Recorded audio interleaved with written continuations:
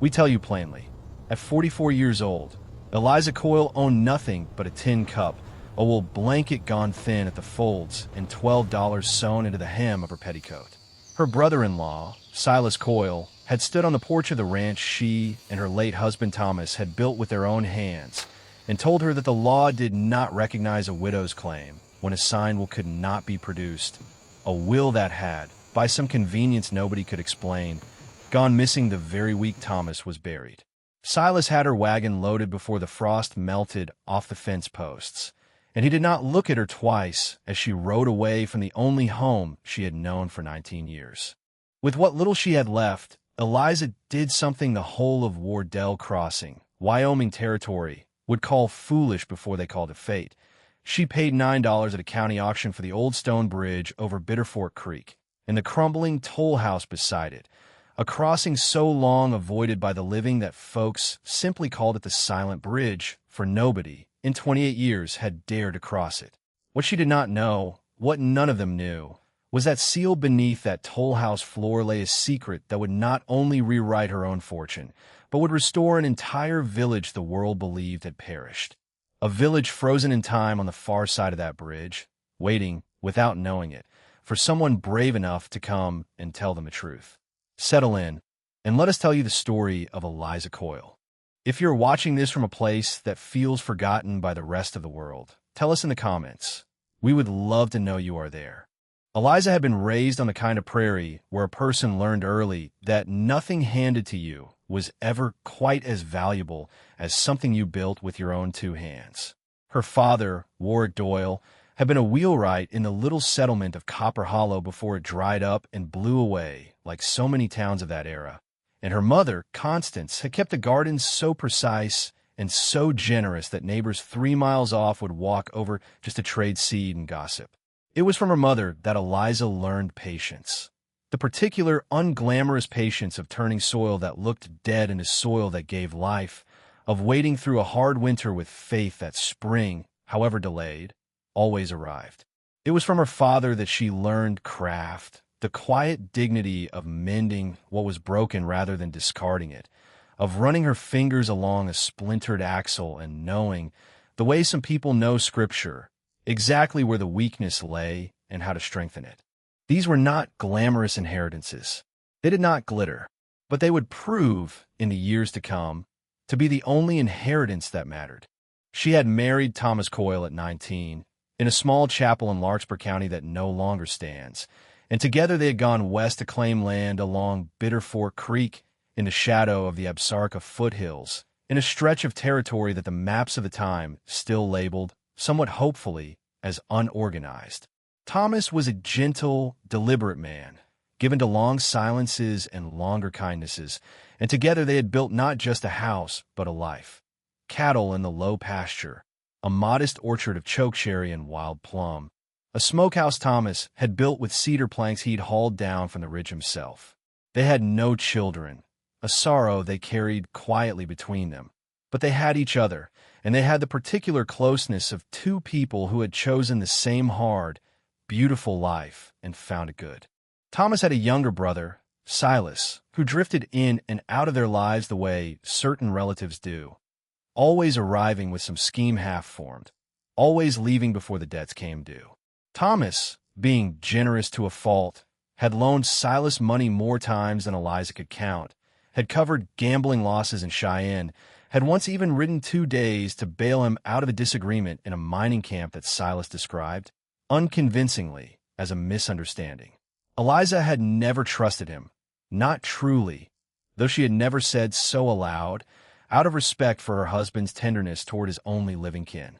She had watched Silas's eyes when he looked at their land, at their cattle, at the orchard heavy with fruit each autumn, and she had recognized in that look something she had seen once in a starving dog eyeing a plate through a window, not malice exactly, but a hunger that did not care whose plate it was.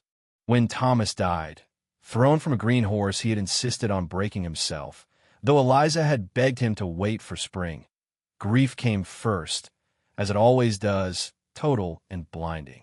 But grief, Eliza would learn, makes a poor guard dog.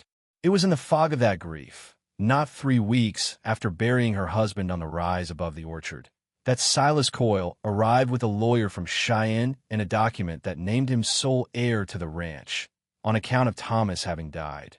Silas claimed, without a valid will, the territory's laws of the time being unkind and unclear to widows in ways that would take another 50 years and a great deal of suffering to correct. Eliza knew, with the certainty of her own two hands, that Thomas had written a will. She had watched him do it, had watched him fold the paper and place it in the strongbox in his study. But the strongbox, when a lawyer opened it before the county recorder, was empty of any such document, and full instead of papers that conveniently favored Silas's claim. The county recorder who validated this transfer, a soft-spoken but unmistakably ambitious man named Josiah Wren, signed the papers with barely a glance at Eliza's face, though she would remember, for years afterward, the particular way his pen moved, quick, practiced, the movement of a man who had done this exact motion before and would do it again. She would come to learn, though not for some time yet, that Josiah Wren's family had been doing this exact motion, in one form or another, for nearly 30 years.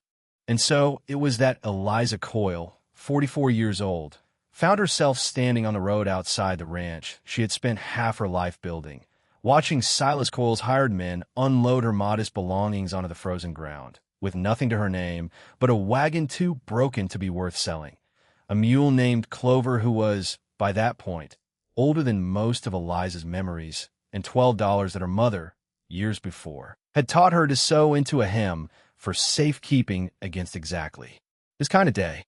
She did not weep in front of Silas. She had learned that much from her mother, too, that dignity was sometimes the only crop a person could still harvest, and she intended to bring it in whole. She traveled 3 days to Wardell Crossing, the nearest town of any real size, where the county was holding its quarterly land auction. Abandoned homesteads, unpaid tax parcels, forfeited claims, the sad detritus of a territory that chewed up dreamers and spat them out with some regularity. Eliza had gone with no real plan beyond finding cheap shelter for the winter, perhaps a forgotten cabin she could patch well enough to survive in until she found work. She had not intended to buy anything so useless, so widely mocked as the stone bridge over Bitterford Creek. But when the auctioneer, a portly man named Otis Fenwick, called out the parcel, the old Voss Bridge and toll house, together with all crossing rights, being of no current use to the county, and not a single hand in that crowded room rose to bid, something in Eliza went very still. She knew that bridge. Everyone in that part of the territory knew of it, the way children know of a haunted house without ever having seen inside it. The Silent Bridge, they called it, or sometimes the Voss Crossing, and the story, passed down and worn smooth as a river stone, was always some version of the same tale, that on the far side of that bridge had once stood a settlement called Havenwell, and that in the summer of 1859, a fever had swept through it so total and so merciless that the entire village had been quarantined, sealed away, and had perished behind that barrier, every soul, and that the bridge had been closed ever since.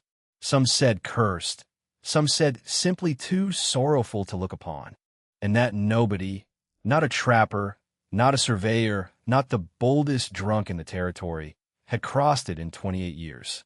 Eliza did not believe in curses.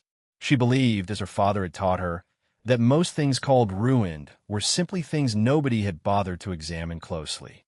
And $9. The whole of it going, Otis Fenwick admitted with some embarrassment, toward the county's unpaid printing bill, was a price so low it was almost an insult to the structure itself, however unwanted.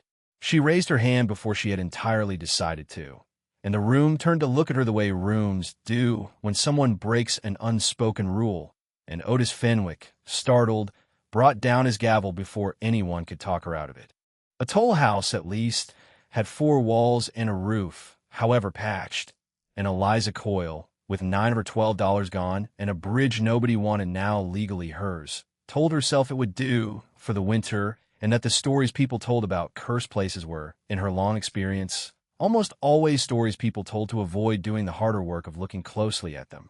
The toll house, when she reached it after another day's travel, sat exactly as abandoned things sit. Sunken at one corner where the foundation had shifted, its single window boarded with gray, weather planks, a chimney with a bird's nest lodged halfway down its throat. But the walls were sound cedar, the same wood Thomas had used for their smokehouse, and Eliza recognized good bones when she saw them, in houses as in horses. She spent her first days simply making the place livable, sweeping out 3 decades of dust and mouse leavings. Patching the roof with bark shingles she cut herself, coaxing a fire to catch in a hearth that had clearly not held one in a very long time. It was on the 4th evening, while prying up a floorboard that had buckled with damp and needed replacing, that her fingers struck something that was not dirt and was not stone. It was a strong box, iron-cornered, its wood swollen with age, wedged into a cavity beneath the floor that had clearly been dug and fitted with some care and some urgency, as though the person who buried it had wanted it found by the right person, eventually, and by no one else in the meantime. She pried it open with the same crowbar she'd used on the floorboards, and inside, wrapped in oilcloth gone brittle but intact, she found a leather ledger, a bundle of letters tied with twine, and a single brass key, tarnished nearly black, of a design she did not recognize. The ledger, when she opened it by lamplight, was a toll record, dates and names in careful, slanting handwriting, recording every soul who had crossed the Bitter Fork Bridge between the spring of 1851 and the late summer of 1859, when the entries simply stopped mid-page, as though the hand that wrote them had been interrupted and never returned. The final entry, dated the 9th of August, read only, quarantine lifted by order of Territorial Health Office. Village of Havenwell cleared for travel. Awaiting county confirmation. Beneath it, in a different, more hurried hand, someone had written a single line that made the fine hairs rise along Eliza's arms. They must be told. I am going across tonight. The letters, when she untied them, were addressed to a man named Abram Voss. She understood now that this was the Voss in Voss Crossing, the bridge's original builder, and, she gathered from the correspondence, its tollkeeper for nearly a decade. Most were mundane, requests for supplies, notes from his sister in Ohio, the ordinary paper trail of an ordinary frontier life. But the last letter in the bundle was different. It was addressed not to Abram Voss, but from him, unsent, or perhaps copied and never delivered, dated the same 9th of August as the final ledger entry, and it was addressed to the Larkspur County Recorder's Office. In it, Abram Voss wrote, in a hand grown shaky with what Eliza could only assume was urgency, that the Territorial Health Office had that very week lifted the quarantine on Havenwell, the fever having run its course with the village losing dear souls, but not, as had been feared and as rumor would soon claim, its entire population, that the survivors, some 40-odd families, remained alive and well behind the sealed bridge, unaware the order had been lifted because the courier meant to carry. The news across had fallen ill himself and died before he could cross, and that Voss intended to carry the confirmation across the bridge himself that very night, along with a duplicate of the original land patents recognizing Havenwell settlers as lawful owners of their homesteads, patents that, he noted with what read like real unease.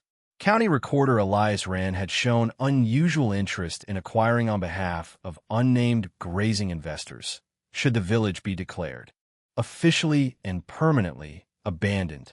Eliza sat with that letter along while by her small fire, reading it 3 times, feeling the shape of something enormous take form in the dark of that little toll house. Elias Wren.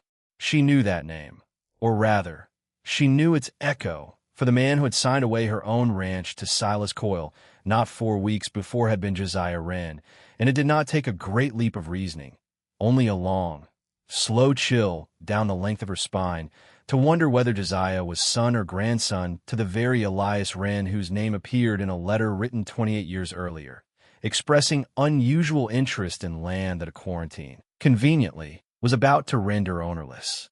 The village on the far side, then, Havenwell, might not be a graveyard at all.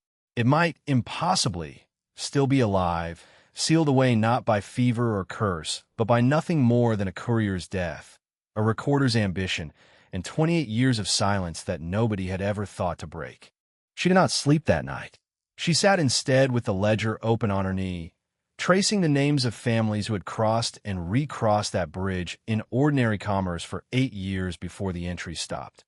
The Larkins, the Odells, a midwife named Prudence Hale who had crossed no fewer than 60 times in the ledger span, presumably called to attend one birth after another in a village that, by every account Eliza had ever heard, was supposed to be nothing now but bones and weeds.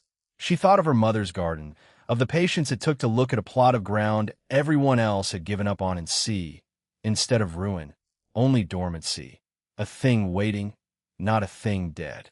And she thought, with a resolve that surprised her in its suddenness, that she would cross that bridge in the morning and see with her own eyes what 28 years of silence had left behind.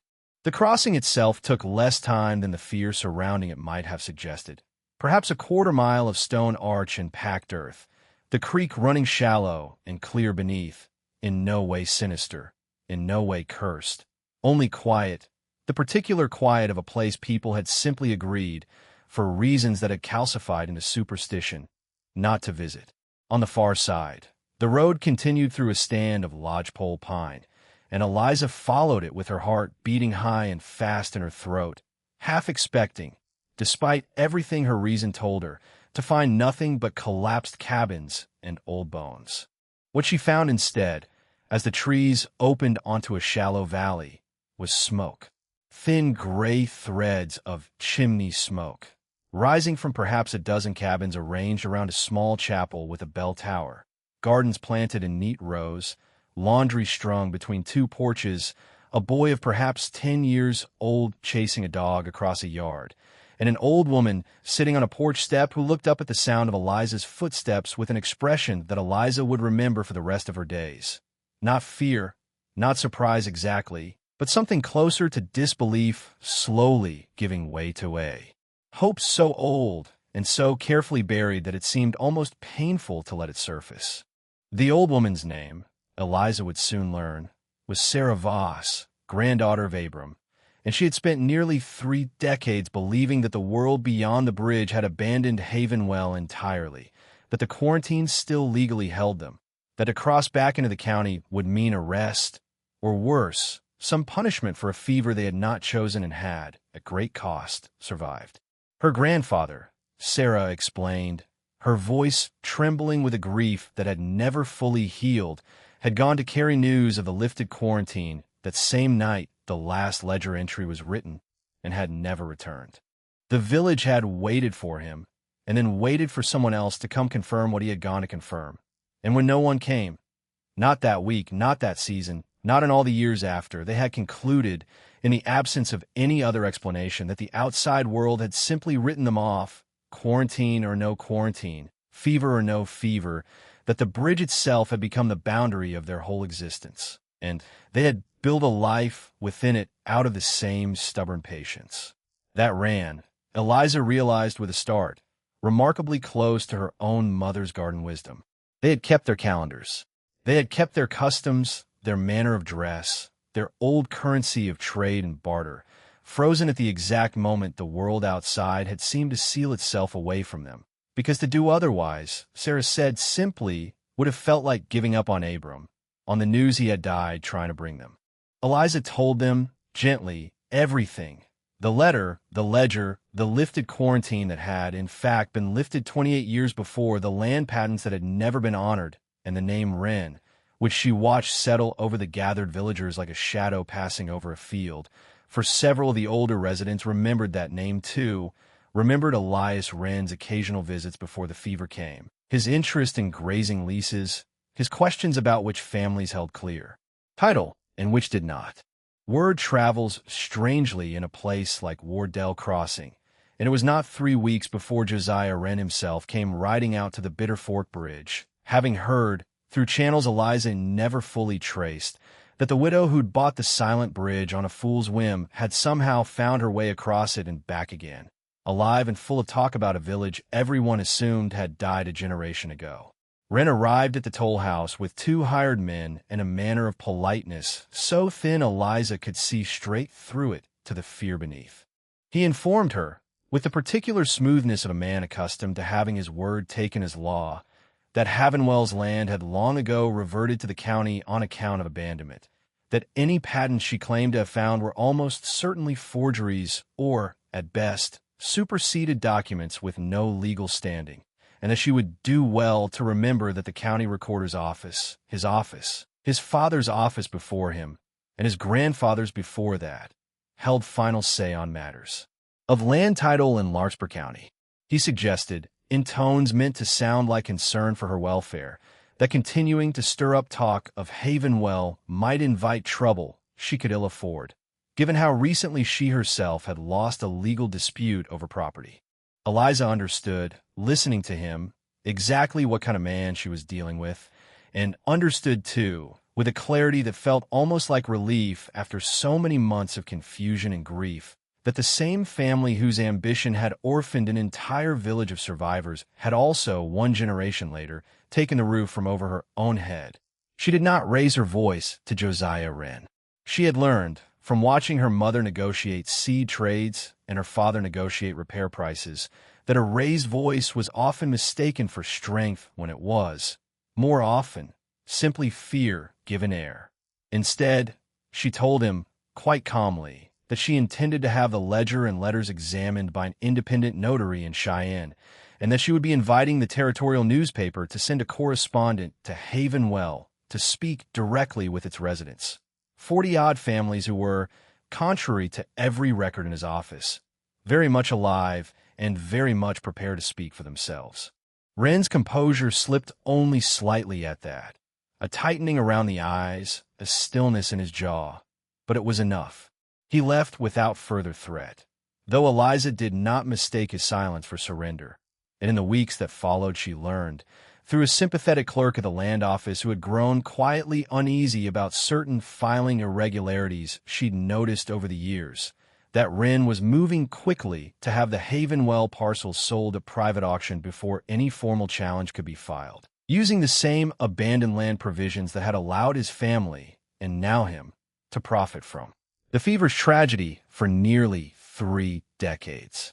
It became, in that season, a race not of violence, but of paperwork and testimony, which suited Eliza's particular gifts far better than it suited Wren's.